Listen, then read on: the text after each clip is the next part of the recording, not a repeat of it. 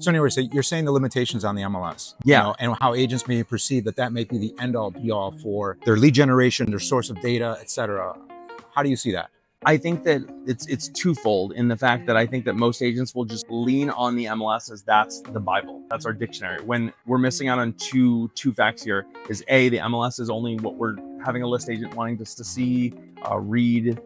All the information sometimes isn't even that valid, to be totally honest. But secondarily, I do think that we need to lean in on off-market properties. There's so many properties in our country that are sold off market. So if we're just giving comps that are going off of the MLS, I just don't think we're giving a valid picture to what the market's holding. I think that in some ways it shows maybe a better picture than it really is, which, to be honest, in residential real estate gets you in trouble when a listing sits on the market longer than it should because your pricing is off. So I do think that the core issue starts with finding good data that from the start will tell you the full story versus then a partial skewed story that will end up biting you in the butt later on. And that data can certainly help to refine what the motivation is on that person's, right? Absolutely. And we were having a conversation earlier about whether you decide to do business with them or just absolutely skip and go on to the next. Absolutely. I mean, I think because there's no way. Exactly. Like we were just talking a little bit earlier off camera and about, in the Florida market, how we're seeing it's a buyer's market. And so we're seeing a lot of people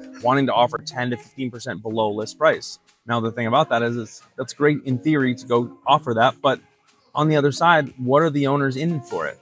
How much do they buy it for? How much of a loan do they have it in? And so, to be honest, with data, I'm able to jump in and see that before even wasting our time going to see something.